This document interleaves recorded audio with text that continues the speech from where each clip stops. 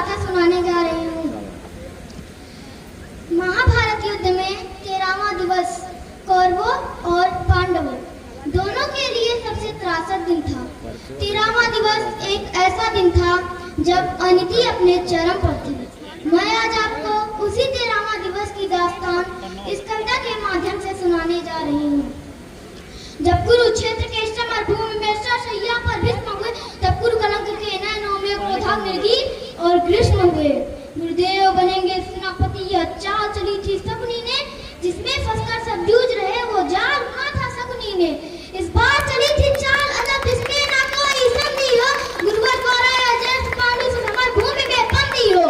फिर पांडव सेना में गुरुवर ने ऐसा तांडव नृत्य किया कि फिर पांडव सेना में गुरुवर ने ऐसा तांडव नृत्य किया, सब समरकुंड से पाट दिए, कुछ ऐसा चित्र विचित्र किया।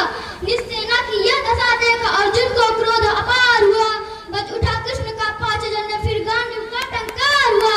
कौरव सेना के होश उड़े जब गुरुवर का रथ चूर हुआ, जो सोचा था वो विफल हुआ, सब सपना चकनाचूर हुआ। फिर कहा द्रोण ने दुर्योधन, मैं उससे पार न पा सकता, अर्जुन के रहते ही धर्मराज को बंदी नहीं बना सकता।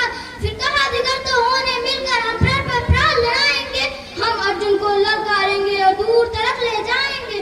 हम जान रहे हैं अर्जुन से पा सकता कोई पार नहीं, पर इससे बढ़कर मित्र तुम्हें मैं दे सकता उपहार नहीं। फिर क्या था, फिर क्या था? ऐसी नीति बनी जिसको सबने मंजूर किया, उसने अर्जुन को ललकारा और समर भूमि से दूर किया। अर्जुन के जाते गुरुवर ने फिर कुछ नवीन सब रचना की, जिसका भेदन हो सके नहीं, उस चक्रव्यूह की रचना की। पांडव सेना भयभीत हुई, यह देख शत्रुघ्न सुखी हुए, जो सदा शांत चित्त रहते थे वह धर्मराज भी दुखी हुए। निज सैन्य तात को दुखी देख फिर शेर बबर को जगना था, जो धनी धनुष